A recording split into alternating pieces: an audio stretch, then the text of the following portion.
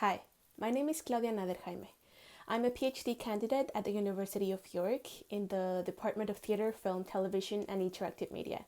I'm a sound engineer and my PhD is supervised by Dr. Mariana Lopez, is funded by the National Science and Technology Council in Mexico and by the Audio Engineering Society Educational Foundation.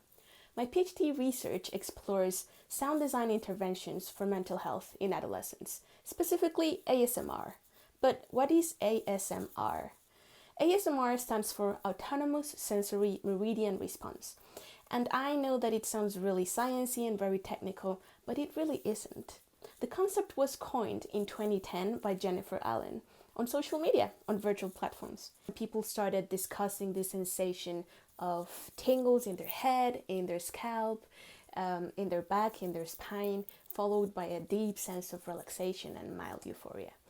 So when people discovered that they were not alone, that many people were feeling the same sensation, they started recreating some triggers. For example, whenever their teacher in primary school was writing on their chalkboard, or their nana was singing a lullaby to them, or their parents were combing their hair, for example.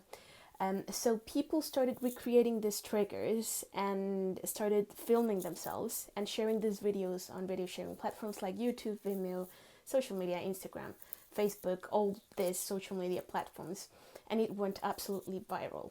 So people report that these media that is known as ASMR, I'm proposing that we call it ASMR inducing media, because again, ASMR is the sensation, the physiological and psychological sensation response to sensorial stimuli.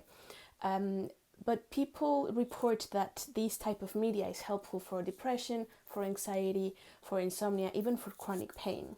As stated in a study by Barrett and Davis 2015, where mostly above 90% of people reported that it's helpful for depression, for insomnia, to sleep better, to cope with stress. And also something that they reported was that there was a preference by these participants in that study of binaural headphones. But there's not such a thing as binaural headphones. Binaural refers to the way us humans hear, the way we localize a sound source in a three-dimensional space. So it's funny that these people mention that preference, because there's not such a thing as binaural headphones. There might be some people that are recording the sound binaurally, as in a three-dimensional format. So that came to my attention that some people are using traditional stereo formats, some people are using binaural or 3D sound formats, some people are using mono formats. So I want to discover if there is any difference in the way people experience ASMR depending on what sound format people are using in their videos. So for this, I'm going to divide my methodology in two stages. The first one is a state of the field study, where I'm going to see what's out there, what type of recording techniques ASMR artists, as they call themselves, these ASMR inducing media producers on YouTube. I'm gonna see what type of content they are creating. Are they whispering?